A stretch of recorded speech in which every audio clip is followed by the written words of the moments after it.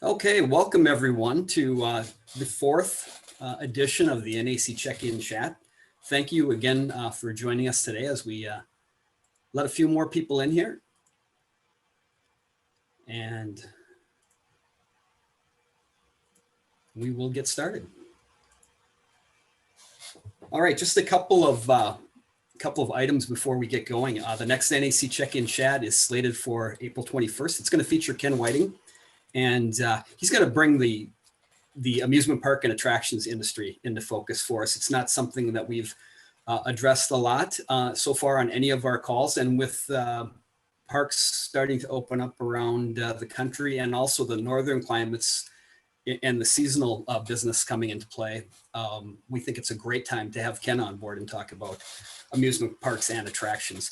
Free registration for that will be out soon. I'd like to ask you all to please stay muted during today's meeting and ask any questions via the chat function, but please do ask questions. It helps us have a good exchange of information. It helps us get at issues that maybe we didn't all think about in our preparations, and it really adds, I think, maybe to the fun of the experience. Also, I want to make one point, and I've been very poor at doing this in our first three issues, but I want to give a special thank you to the NAC staff. Barbara Aslan and Brenda Hamill have, it's been my face on these calls, but they've been very helpful, great team members. We're starting to get our flow together as a team, as the ongoing NAC team. So again, I want to thank Barbara Aslan and Brenda Hamill. We all love to hear from you. You can reach out to any of us at any time. So thanks to them.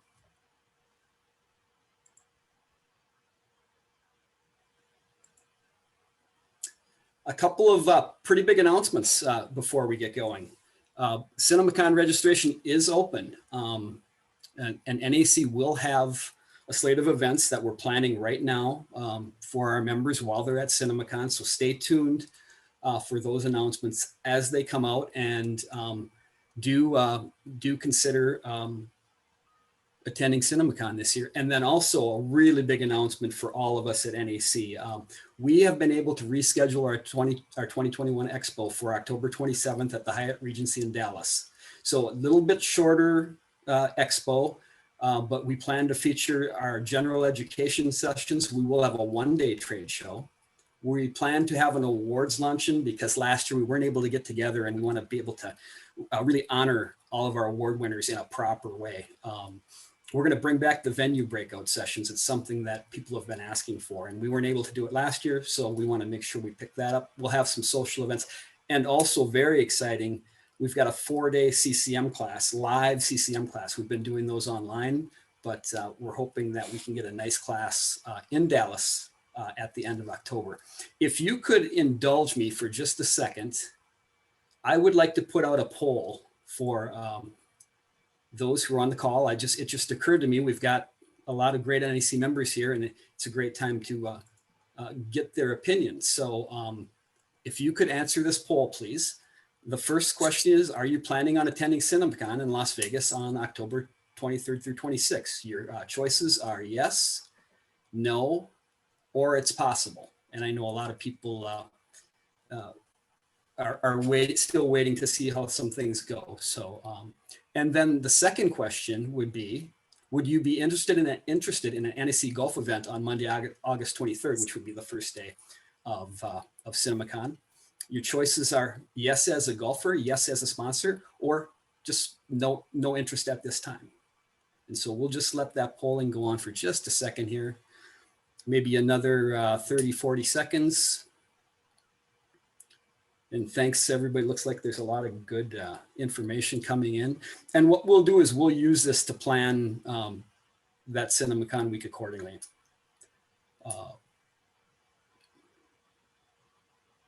Thank you very much. I think it looks like we are maybe another 5 seconds or so. Okay, we will end it.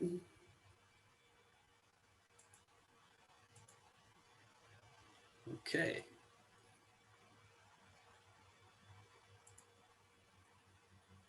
So now on to today's program.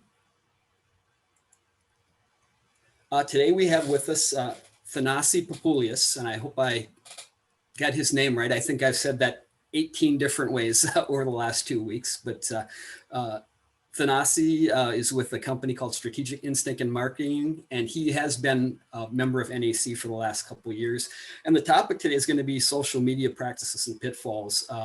And I think that title may also be quite limiting, because I think Thanasi is going to shed a light on a few more things as well for us. Before we get to Thanasi, I want to thank our sponsors, Royal Corporation. Today we have with us Marianne Abiad, who's no stranger, obviously, to NAC, and Phil Barron, of course, also no stranger to NAC. They've generously sponsored today's meeting, but also have been just staunch supporters of NAC throughout the years, and we thank them for that. So with that being said, Marianne and Phil, I'll turn the screen over to you if you can say a few words and let us know what's going on at Royal Corporation. Good afternoon, everybody.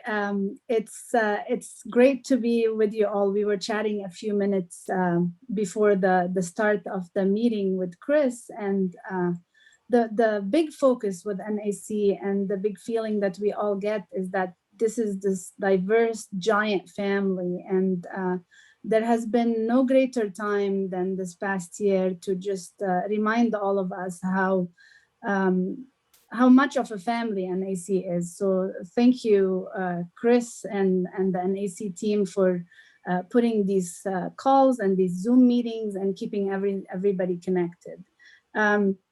We just wanted to share a quick video with you that just has a recap of where we have been and what has been going on this past year. And then to follow that, we'll have a quick presentation on a few things that have to do with the safe reopening process. So Phil, can we show that video, please?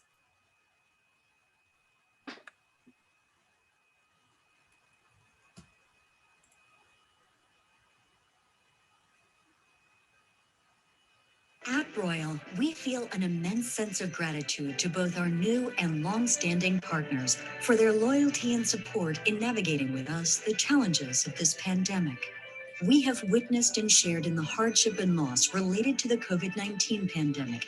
In light of this, we remain committed as ever to standing by you with timely, relevant, and impactful solutions. For businesses and organizations, the COVID-19 pandemic has created a tangle of difficulties, caused new regulations, supply shortages, transportation challenges, and financial burdens. Royal continues to proact on your behalf by concentrated and forward-thinking research of all markets to find the newest and best innovations. We focus on securing reliable sources to create customized programs which ensure that our customers are supplied with critical materials such as personal protective equipment, disinfectants, and other high-demand items.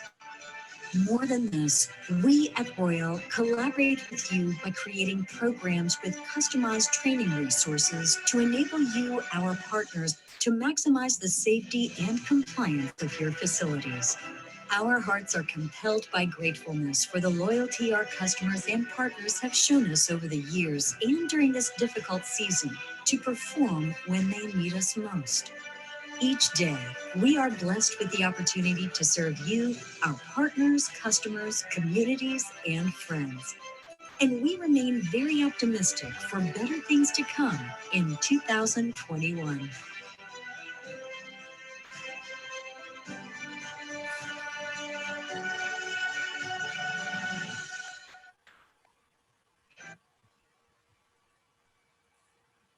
On that optimistic note, we're just delighted that to see a lot of the theaters finally, especially in California and New York, reopen.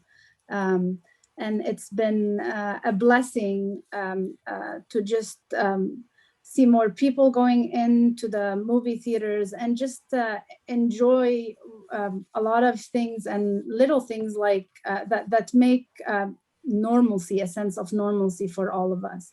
We know that a lot of you had to go through a lot of regulations that constantly keep changing when it comes to what to use, what products to use, how to train your staff. And one of our big focus has been this past year is just working with all our customers and our friends on making sure that their teams know exactly what to use and how to use it, and select the right products that have the right certification, that have the right claims, especially navigating through just the unknown of this past year. So I think we're pretty much at a stage where knowing what to use is definitely key. A lot of our customers have selected their products and know exactly what to use. The biggest emphasis has been, as you add more staff, as you see more people come into your doors, is how to do it in a way that doesn't require a lot of labor, but still have a safe, welcoming environment for your guests. So we'll go quickly, just a few minutes over quick segments on the products that you're using. So Phil, can we go to the next page? Yeah, my screenshot, sorry. Hand sanitizers, there's definitely, we've been blessed also through this last year, and it's by the grace of God and the blessing of friendships and relationships to be able that there is no interruption in our supply chain, especially on key items and PPE, while a lot of struggle was to find a lot of these items worldwide. So definitely you have availability on all the products. One of the big items right now is coming up as a next step for hand sanitizers is, as guests are using these stands, how do you protect the floor? Because people are just using the hand sanitizer and moving away. So you have hand sanitizer on the floors, or you have the risk of slip and fall. So we have these mats that are pretty inexpensive, under $10, that can be placed under the hand sanitizer stands or hand sanitizer dispensers that are wall mounted to protect the floor. They can last for a while and they can be disposable after a while. Next page, please, Phil. Disinfecting, this has been a key category on for the theater operators to know how to navigate through this, because there was a variety of claims and products that did not have the right application. Even as we all, go to different places right now, as the everything is reopening, you see the wrong product, especially for us, because this is our area of expertise. You see the products, either the wrong product used or the right products used in the wrong way. These two products on the left, the Facility Plus and the Purell surface sanitizers, have been super popular because they have the EPA registration, certainly for COVID, but then they have a 30-second kill claim for COVID. You see a lot of people using disinfectants, and there is a wide variety out there, but if you're using it and it's not being applied to the right length of time to have the right kill claims, then definitely it's not being used properly and the surfaces are not being disinfected. So very low cost points, especially if you're using a product like Facility Plus in a concentrated manner, and then 30-second kill claim makes just cleaning the facility a lot faster. Next page, please. You have a lot of options too, as far as ready-to-use products. Different scents and different surface applications. One of the biggest points or focal points is to make sure that the product is being used as the right product for the type of surface, in particular for the recliners. So if you have the fabric, leather seats, you want to make sure that you have a product that's not going to damage your surface. this is keeping in mind that a lot of people might be bringing like hand sanitizer wipes and using it on those seats. So if you have any question when it comes to that, please reach out to us. We'll be delighted to help with that. We have a lot of research done. We know what works where and how and has the right claim.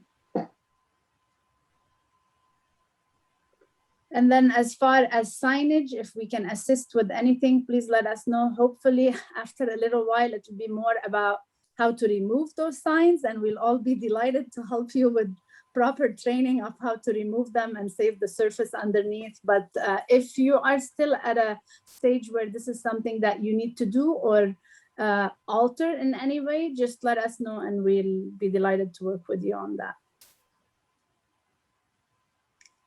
And then when it comes to regulations and masks and goggles, there's a lot of changes by state on what is recommended how, and it comes to personal choices and having people wear what is comfortable for them. But we have ample supply. We're able to support you any way you need on all of these, and definitely on gloves. This has been an area that's been a challenge for a lot of markets, especially when people are having to wear gloves in areas where you never have to or change them frequently. We have a lot of options that are cost effective. You don't have to use only nitrile gloves, even though if you do, we're able to support you there. But there are other gloves that can be used that are more cost effective and be able to protect your staff and your patrons. And then finally, when it comes to thermometers, we're able to customize the thermometers like you see on that picture on the left with the stands. If you do need to have something specific for your staff, if that is part of your requirements when they come into your facility for work, if you don't want to use the handheld thermometers, we're able to customize based on your facility, whether on a stand, on a wall, or anything else. As far as foggers, there was a lot of debate this past year and a lot of options that came up. From our experience, anytime you can work with a battery operated lighter option, we have a lot of cost-effective options in that category. And then the option for that storm backpack sprayer, the advantage in that unit is, Lord willing, after this is a distant memory for all of us, the whole fogging and all the COVID nightmares, that particular unit, if you purchase it and you use it as a sprayer, it has an attachment tool that can later on be added to it, and you can use it as a floor scrubber instead of just wasting a piece of equipment. And then definitely if you need support with UV lighting or anything in that category, we can help as well. Just wanted to thank you all for your support. Everybody has been a family to us. We've all laughed and cried together this past year, maybe a lot more than any other time, but it was great to just see everybody reopen again and just start seeing some sense of normalcy. We're here, we're able to support with a lot of training. This is the area that is most important these days, and please lean on us on that any way we can. Thank you, we appreciate your support, we appreciate your friendships, and we wish everybody abundant blessings always. Thank you. Okay, thanks, Marianne. We at NAC really appreciate your sponsorship of this forum, but also your ongoing support of the association, and then also just being a great resource to our operator members. So thanks again. With that, I'm going to turn over to Thanasi Papoulias, Thanasi, the screen is yours. Thank you, Chris. Let me share the screen here.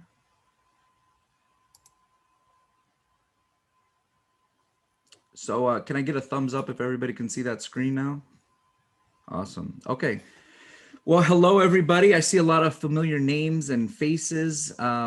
It's great to be with you all because I think it's been a while since we've all seen each other. in person, that is. So I'm glad to be back with NAC. I've taken a different route in terms of career now. A lot of you know me from the cinema industry and working with different theater companies. So let me explain a little bit about who I am in case you guys don't know me. I've been in the cinema industry for about 13 years. I worked with Metropolitan Theaters, with Ultrastar Cinemas, and primarily in a food and beverage role of some sort. So that's why the marketing company that I founded specializes in restaurants and hospitality, because I feel my two strengths there can, they cross and they work, hand in hand together.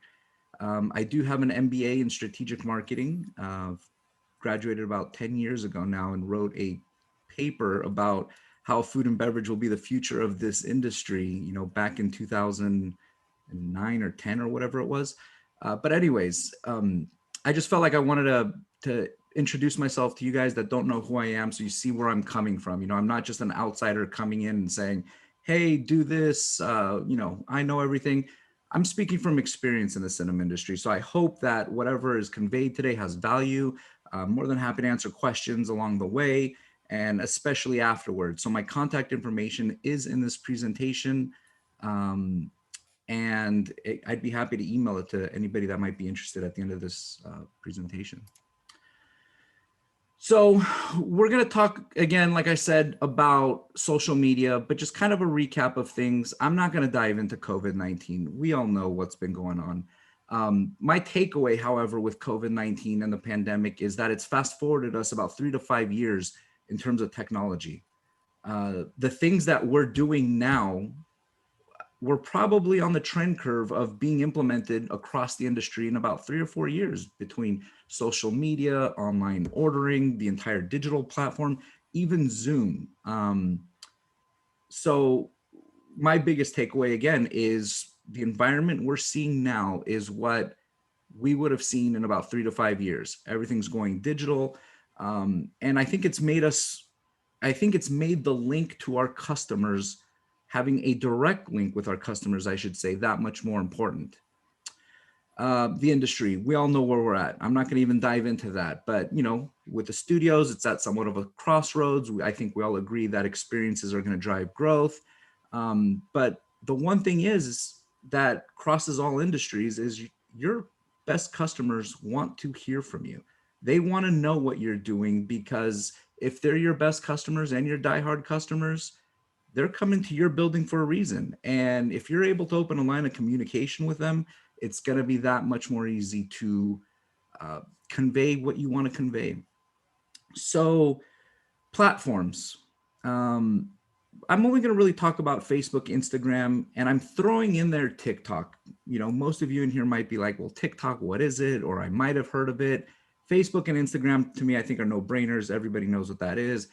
TikTok right now is experiencing the largest growth of any social media platform in history, even more so than Facebook. It's just skyrocketing.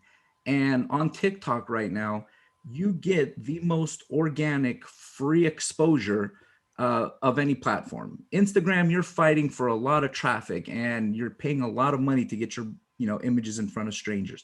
TikTok right now is doing that for free. So I'm not going to dive into the details of TikTok too much, but it is a platform that I'm referencing in my mind when I'm talking to you about everything else.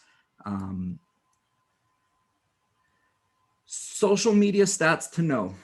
39% of Instagram has reached 39% of all people in the United States. Let that sink in for a little bit. Let's round it up to 40% and say 4 out of 10 people have been touched by Instagram. Now, that's including babies, that's including the elderly that don't even know what Instagram is. So if you take them out, it's a much larger number. Probably similar to what Facebook sees right now. 7 in 10 adults use Facebook.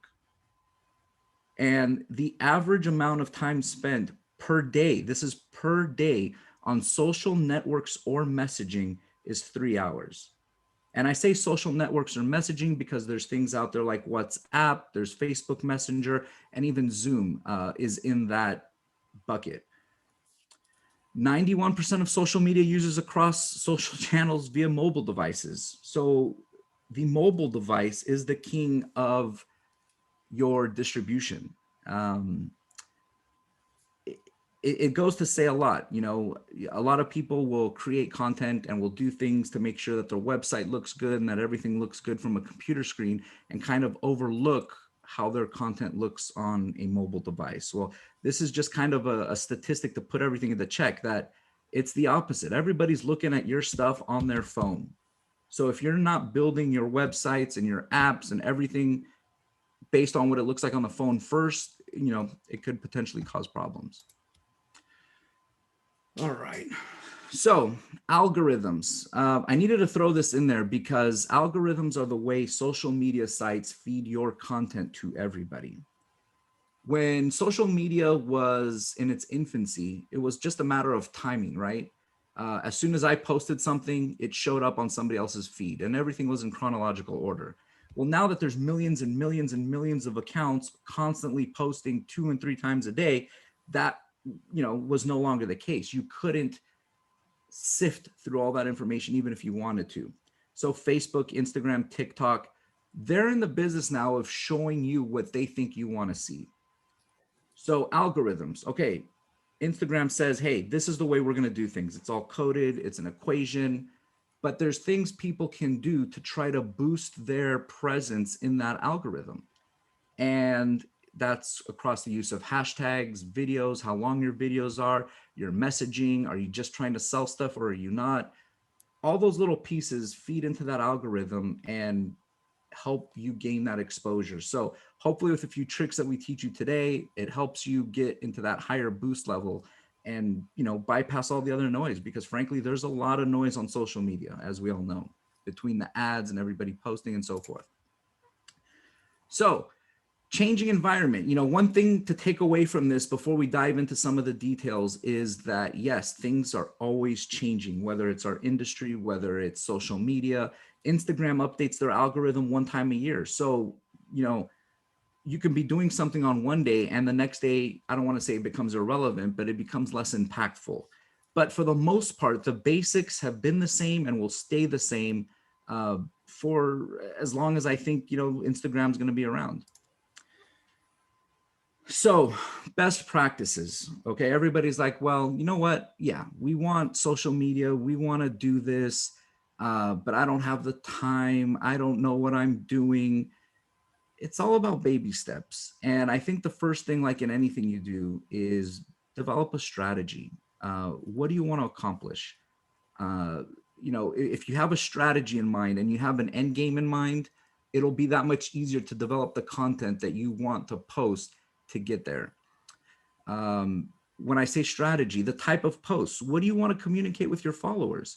Are you just on social media because you think you're supposed to be there? Or do you actually want to try to create value for your customers so that they look at your brand in a different way and escalate their purchasing habits with you? Things like frequency of posts. I know everybody wants to post all the time, but how often can you post? Are you going to be doing it yourself? You know, telling yourself, hey, I want to post every day, but you're unable to do that is, you know, it's obviously unrealistic. So, you know, the key here is consistency. If you can only post once a week, that's fine. That's a great start. Let's start there. Go down, and each month, if you can try to increase it to get to your goal, that's fine. But I think one of the worst things you can do is post something and then disappear for 2 weeks and then come back and post 3 or 4 things and then disappear again. That will get you into a lot of trouble with the algorithm. Consistency is a big key in the algorithm across, I would say, all platforms. And then stay ahead of your schedule. Look ahead. Everybody knows holidays are coming up. I mean, you know, in the theater industry, when we do promotions, we're always looking at the quarter ahead and what's coming up. Christmas, Thanksgiving, try to come up with promotions for that. The same should be done for social media. You know, don't schedule posts weeks in advance and forget that there's holidays coming up. And then on top of it, there's a huge load of internet holidays now that have become very popular, and tying into that wave of internet holidays can really help you get your message out there even more quickly than it would have naturally. So just stay ahead of the schedule, have content for a while. And like I said, that's all key. If you can determine your type of posts, the frequency you're going to be posting, and staying ahead of the schedule. If you can align all three of those things, you're in good shape. Your content, you know, this is kind of one of those things where, you know, you call tech support, you're like, my TV's not working or my computer's not working. And the first question they ask is, well, did you plug it in? You know, does your content look good? You know, you might be posting a lot and it's not the greatest content. Now, what I mean by greatest content, you know, maybe it's out of frame or it's pixelated or it's cropped improperly. You know, that can do more harm than good. So just make sure it looks good. Make sure you're looking at it on mobile. Make sure you're looking at it on your desktop and it looks good across the board. Because kind of like your theaters, you can sit there and say, hey, we have the best movies coming out. Oh my God, it's the summer season. All these blockbusters are going to bring the business in. But if they're coming into your building and your customer service isn't up to par or you're running out of product, it's the same thing. If you're going to bring people to your social media sites, make sure your content looks good. So one of the ways to make your content look good is editing. And you're like, oh my God, something else am I gonna have to do on my phone? Is this an app? Is this a computer program? To be honest, sitting down for 5 or 10 minutes, you can learn to edit better than you'll ever need to with a push of a button. And it's what's called filters. And most iPhones have it, even older phones. You don't have to have the most up-to-date iPhone to be able to edit. So the photos that you're looking at, it's the same photo. The one on the left is the way it looked naturally when I took the photo. The one on the right is a simple push of a button on an iPhone that was a specific filter. So this is something small you can do. This took 2 seconds. You save it, you upload it. That's the new photo you post on Instagram as opposed to the other one. The colors are more vibrant. People are more likely to stop as they're scrolling through that infinite feed of posts. They're likely to stop on that one just because of the vibrancy of the colors. Framing your shot. So one of my clients had questions. Why aren't we gaining followers? We've been doing this for ourselves for so long. We've been posting every day and blah, blah, blah. So I go to their feed and their pictures look like the pictures on the left. It's a good picture, but it's not going to really make anybody want to stop. Like you look at it really quickly, cool. It's a burger and fries, scroll on. You know, there's no vibrancy, there's no editing. It's just an aerial view. The photo on the right now, I recreated that left picture. It's on the same table, in the same light, at the same restaurant.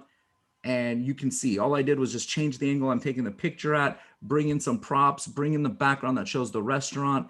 You know, there's reasons for all of that. The restaurant in the background kind of shows an experience, like somebody maybe wants to be there. The cup is a prop. It shows their logo. You know, it's a branding thing. The editing, you know, that brought the vibrancy out and the colors to make people want to stop. So again, same photo, same day. Well, I shouldn't say same photo, but same image, same food item, same everything with the exception of the framing and then the editing. So, you know, something small you can do to make things look better. And again, I'm coming at this from a food and beverage angle because this is NAC, obviously. That's also my background. And frankly, people are more likely to stop when they see food, coffee, alcohol than anything else. Those are the top 3 subjects of social media. So we're going to go here really quick. I'm going to pause that. But a question I'm always asked is, well, should we post a video or a photograph? They both work in their own realm. It just depends what you want to convey at the time.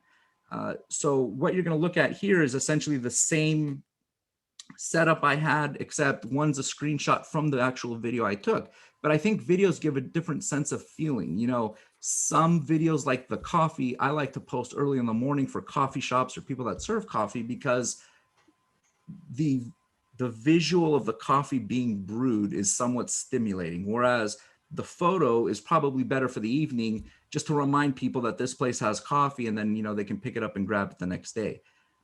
But again, 2 different pieces of content. Both of these pieces of content were used just at different times of day within, you know, a couple of weeks of each other. But just really quickly, you can see the mood you can set. If somebody's scrolling and they see that, you have some soothing music to it. I didn't really do anything difficult. I was just holding a phone for 2 minutes, recording it. I slowed it down and that's it, you know. But the visual of the coffee actually being made is somewhat more stimulating than everything else. So let's talk about behind the scenes, because again, this is the same item. The one on the left is a screenshot of the video that I took there, but people want to see what's happening behind the scenes. I say that because the most popular videos by far, the most popular posts in general, are always behind the scenes, building of food items, employees working. I mean, movie theaters offer so much stuff behind the scenes that there's content there for months. But the whole point of the video and the behind the scenes is because you can create an environment, right? There's a lot of things here that hit on that algorithm.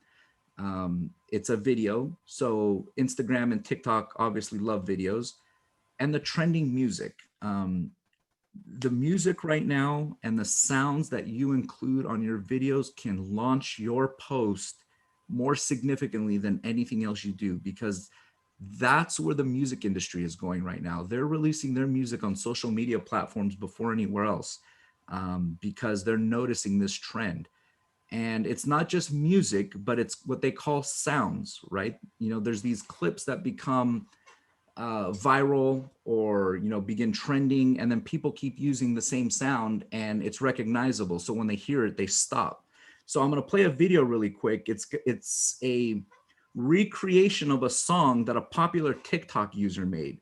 And it's her singing the song or rapping the song over the instrumental beat, and then a DJ put it together.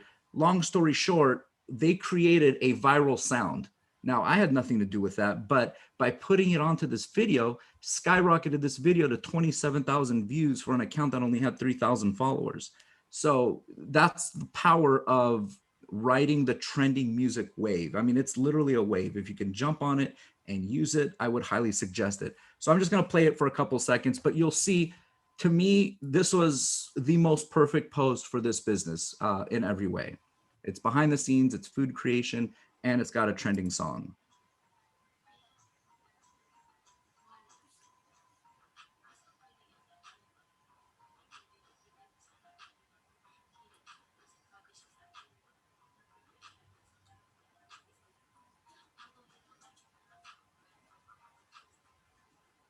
So anyways, you can see the elements involved with that. You know, that was a 26,000 view post for, again, a 3,000 follower account, which far exceeded what, you know, anybody expected it to do. Worked really well. So a sample post, you know, this again, let me start off by saying you don't have to try to hit a home run anytime, every time. Think about your long-term strategy. I would try to create one really amazing post once a week, you know, where there's some more editing involved and some more time put into it. You can do filler posts, but a good post will be something like behind the scenes, something that people can't see anywhere else. You know, if you're just sharing movie posters or a drink special, I mean, people can see that everywhere else. But if you show them how you make your food and how you serve it, and that's unique to your building, they'll start identifying you as something unique, as opposed to just another movie theater, for example, or I keep saying movie theater, but any establishment. Descriptive text, you know, they're looking at something, maybe somebody's looking at that video and like, wow, you know, I really want that. What is it? Well, in the post, we're explaining it. They could keep scrolling down. It's the dulce de leche flavor. It shows what it's included. A call to action is always a good thing. You can see it says, tag the dulce de leche lover in your life in the comments below. You'd be surprised at how many people actually would do that if you just put it there and remind them to tag somebody. I've posted this same video twice now, one time with that comment, one time without that comment, and exponential difference. And again, when people are commenting and reacting to your videos and your content, that's just helping your product in that algorithm come to the top. Hashtags. Hashtags are important. What do we say about hashtags? They have changed the most since the inception of the hashtag on Twitter. So for the most part, hashtags are subjects, right? You're gonna attach it as a subject of the video. And And then in the social media platform, people can actually click that hashtag and go see more videos or content with that same hashtag. And that was a way to be found, 2 or 3 years ago. Now it's more of an amplifier for the algorithm. So if you're putting things in there like the city name of your building, or you're putting in the contents of what's in the video as a hashtag, Instagram is using hashtags now to boost that in an algorithm. So if your post is doing well and you have Los Angeles, California in there, it's going to say, you know what, people in Los Angeles might like this. Let me boost it out to a few more people in Los Angeles. If those people start sharing it and the algorithm hits, then you're getting all sorts of free exponential exposure that you didn't have to pay for. So hashtags, it's a constantly changing monster. The number of hashtags matters. The maximum is 30. People used to always put 30 hashtags on Instagram. Now it's about 8 to 10. I wouldn't suggest more than that, because if you put a ton of hashtags, now they're identifying it as spam-like. So be careful with how you use hashtags. Thanasi, a question came in. Sure. How do you find which songs or sounds are trending, and are there license concerns to be aware of before using them? Great question. So every platform has a section on where you can search. So I always like to use TikTok because TikTok is at the forefront of everything trending. So if you go onto TikTok, or you can even look at the top of the charts, 9 times out of 10, the trending songs are top 10 in the charts right now. So Instagram uses a new feature called Reels, and TikTok also, which is similar to what TikTok is. They have licensing agreements that you can actually use those songs in Reels or on TikTok without having to worry about any licensing issues, as long as you don't surpass the duration of the song that the song allows. So for example, song A may say, hey, TikTok, you can use my song in your videos, but it can't be more than 30 seconds long or more than 20 seconds long, which is fine. Some do it a minute. Some don't care if you use the whole song in a video. So licensing issues aren't an issue there.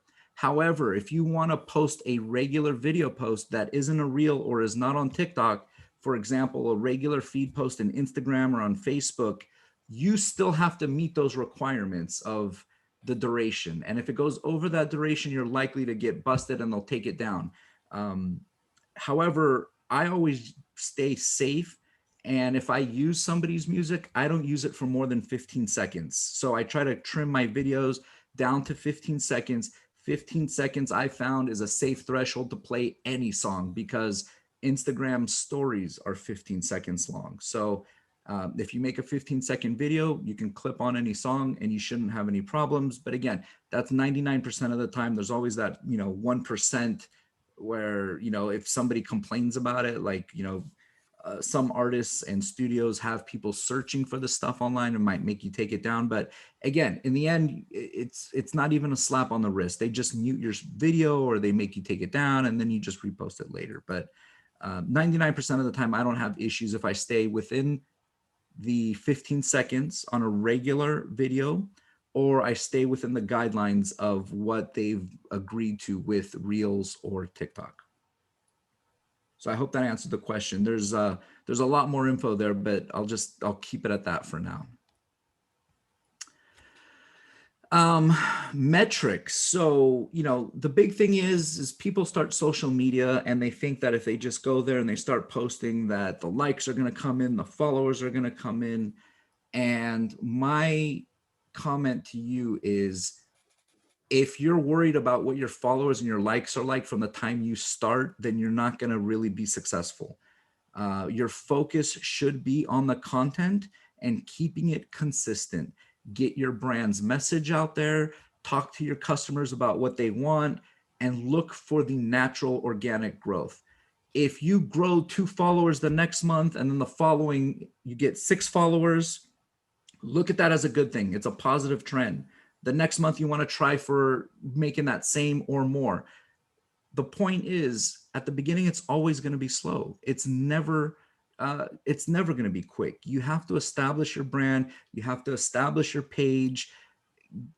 just start. You know, I think a lot of, you know, entrepreneurial talks and people starting their own business, you know, it's always about just getting started. That's the hardest step. Get started and just take it slow. You might be doing a lot of work at the beginning for not that big of an audience, but when you have that breakthrough video or you have breakthrough content or people start finding you online, if that content's there, they're going to follow and they're going to jump on board.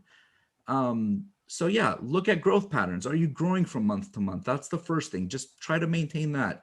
How's your response and your engagement?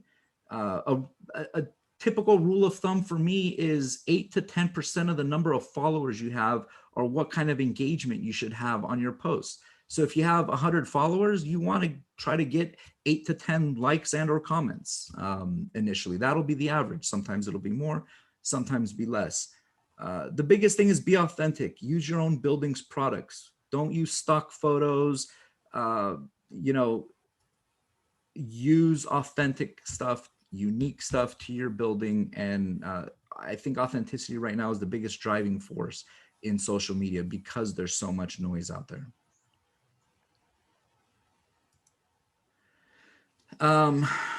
Interactive content. So, you know, we've been talking about algorithms for a little bit. And one of the biggest boosters to the algorithm is getting people to like and to comment and to interact and to share. So, you know, once a week on certain brands, we like to put interactive content where people vote, or you can only pick 2 of 3. You know, these are just 3 sample posts that we've done just to show you that there's things out there that you can post other than food and movie posters.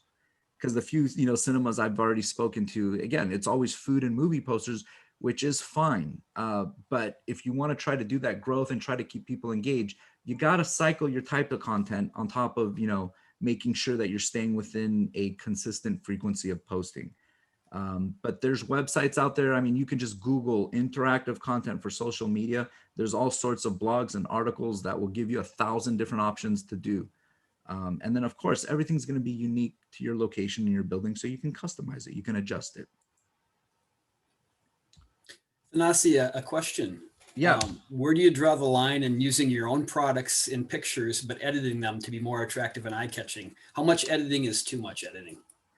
Well, good question. You know, for me, the editing is more about the vibrancy. It's not so much about, you know, hiding blemishes and changing things as much as it is making your tomatoes a little redder, the guacamole a little greener, and, you know, maybe blurring the background so something's in focus. But that's where I would draw the line. If you get to the point where you're trying to edit out blemishes and stuff like that, it's too far.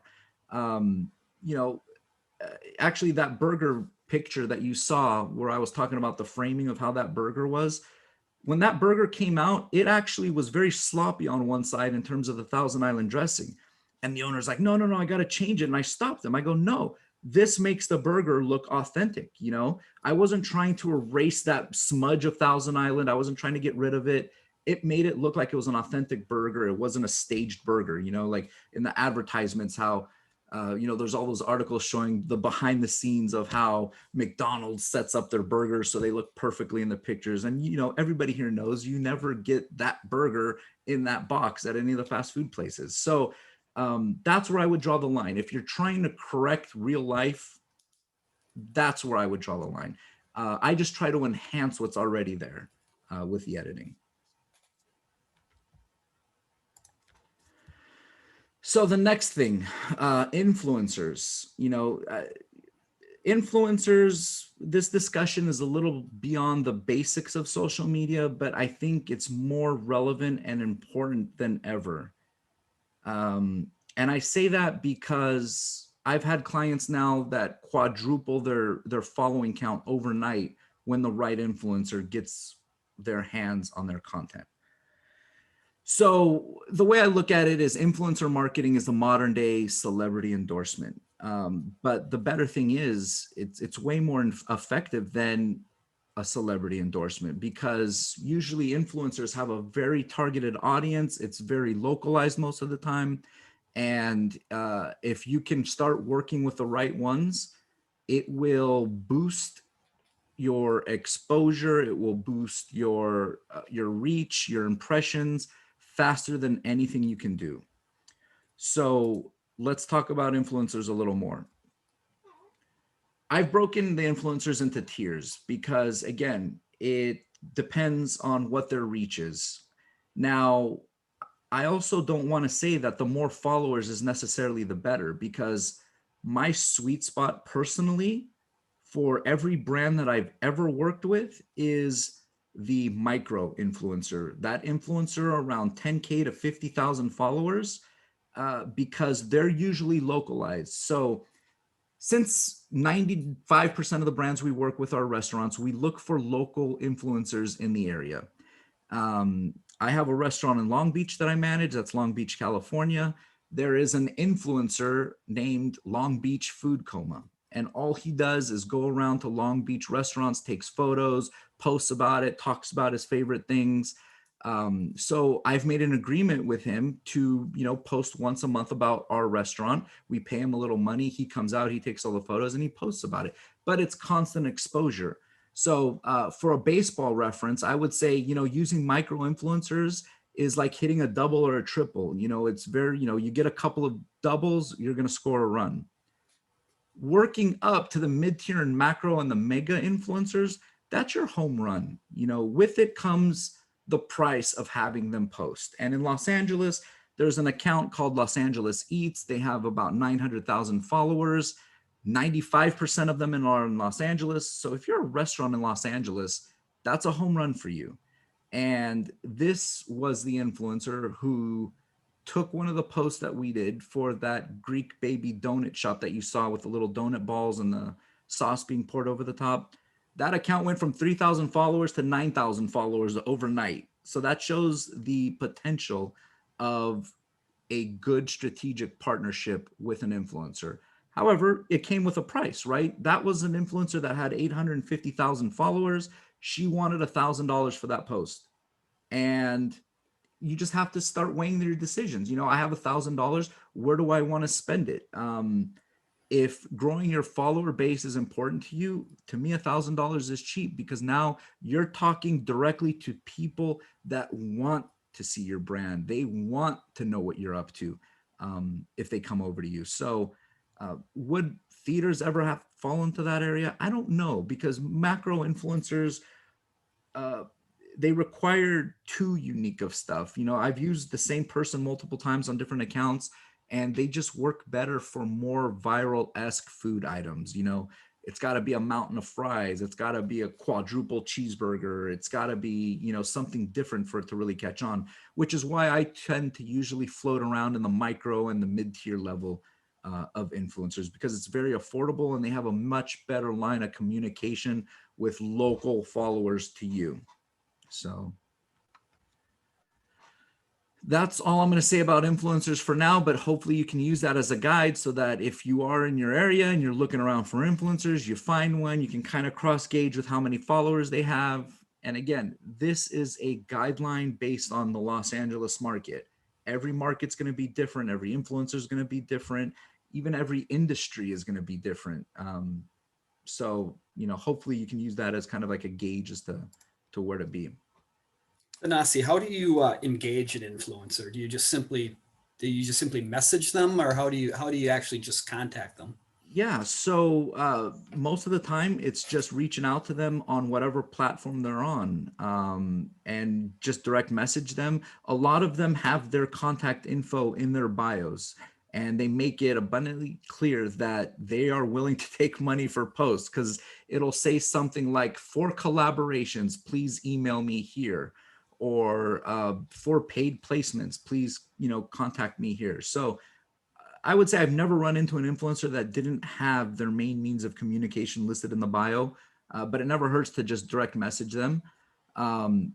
A couple of times I've had a hard time finding or getting a hold of some influencers. So what I've actually done is gone to some of the places that they posted about and would ask the owner there, and then the owner could make the introduction. But for the most part, it's about finding them online. Start searching the hashtags you're interested in. I like to do a lot of location-based search, like in Instagram and on TikTok. You can actually search for posts that were posted within X amount of miles from your location.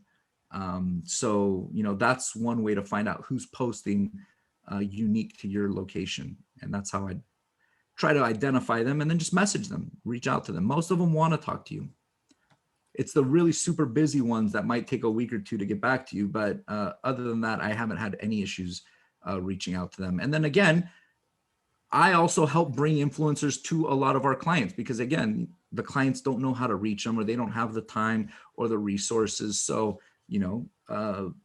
we have a backlog of names and emails and, contact information for people we think would be good for different areas. So that kind of leads me into this, working with a pro. Maybe you don't have the resources, but you want to get going. There's a lot of people out there that you can hire to do things, from large agencies to boutique marketing firms, or to even freelancers. I think the important thing is determine your budget. What are you willing to spend for your social media campaign? And most of the time, that social media company or freelancer or whoever you hire can tell you what you can get with that. The next important thing is set your goals. What are you trying to do? Are you trying to grow your following base? And you'd think that would be everybody's goal, but I actually have a couple of accounts that don't care how many followers they have, because they're a large company that does LED lighting.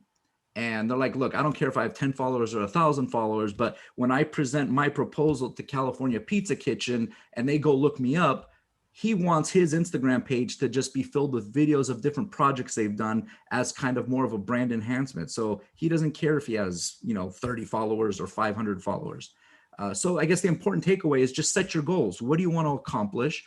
And, make sure you set a time frame as to when that gets accomplished, because anybody can get to 10,000 followers, but do you want to do it in a month, or do you want to do it in 6 months? The resources are very important there. It's going to cost you a lot more money to get to 10,000 followers in a month than it would in 6 months. And then lastly, define the scope of work. What's this professional going to do for you? Is he just going to post photographs that you take? Or is he going to come out, or are they going to come out and take photographs for you? Are they going to create the videos? What platforms are they going to be on? And so forth. So just define the scope of work. If you do those three things, you can be confident that, you're not going to exceed your budget. The professional will be working with you to establish your goals, and you'll each know what one another is going to be doing by defining that scope of work. And that's all I have for you guys for now. That's just the basics. That's chapter 1 of a 10-chapter book, with some hints and some offshoots from chapters 3 and 4, say. But I'm happy to answer any questions if anybody has any questions. I've got one here, and by the way, Thanasi, really good job, because I was writing down questions and you generally would answer them within the next 30 seconds. So I did appreciate that. But one thing that popped into my mind, and you were talking about algorithms. As far as algorithms are concerned and the things that appeal to algorithms, does that apply to all the channels of social media, or are there different ones that are appeal to different channels? Is Facebook different than Twitter, different than the next? Yeah, great question. So the general answer is yes, algorithms are important and used across the board. I mean, everybody has to funnel the posts, and yes, they are different from site to site. LinkedIn now has introduced hashtags as of the last 6 months or 8 months or whatever it was. But like I said, the one takeaway that you should have from today is everything's constantly changing. Those algorithms will change. Twitter's hashtags, for example, are more about, finding more tweets about a subject, whereas TikTok's hashtags are more about feeding the same kind of content to other people that would like it. But everybody's algorithm is different. It really depends on what that platform wants to promote. Like right now, the big thing on Instagram is creating reels. And when I say reels, I mean REELS. It's Instagram's version of TikTok. They're basically copying what TikTok's done, and they're offering it on Instagram, but they're trying to promote the hell out of that right now. And the viewership on reels are 10 times more than any other kind of post. So yes, algorithms are different at each platform, at each company. and they're going to always change. So, you know, having someone that knows what to look for and certain channels, you know, to help you is would be a good start. Just the entire topic is just fascinating. And I know we're just scratching the surface, so I can only imagine what we could get into. And I think just maybe an observation, and maybe you could comment on this, but maybe the folks on this call maybe have a built-in advantage because they have that great looking dish or food item. And as you said, food items are very important and elicit a lot of response. Yeah, no, I'm sorry. So what was the question? No real question there, just Oh. kind of an observation. I'm just kind of wondering Yeah. what you feel about that. No, agreed, which is also why every example I gave was of a food item. I didn't think you guys would care of any of the consumer products that we do. But the food identifies with people. You know, people can look at a good burger and know if they want to try it right away. So that's why, you know, I guess a good example is, you know, posting movie posters or things about a movie. Don't get me wrong, it's needed as filler content. But if that's all you're doing, that poster is on bus shelters, it's on TV, it's on web pages. So they're seeing it everywhere. It's nothing unique. It's nothing to get them excited. But if you offer a unique burger or whatever, I just keep using it as a burger as an example because it's the most popular item on social media, but people will stop to check it out really quick, you know?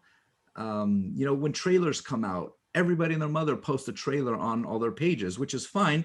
But now you're fighting in the same algorithm as 30 other people to try to get your trailer to play in front of someone. Whereas, you know, when the trailer comes out, I always say do the opposite. Go start posting food that day and in the comments talk about the trailer and maybe ask people, hey, do you want to see the trailer? Try to get some engagement. And then the next day post it when things have calmed down a little bit.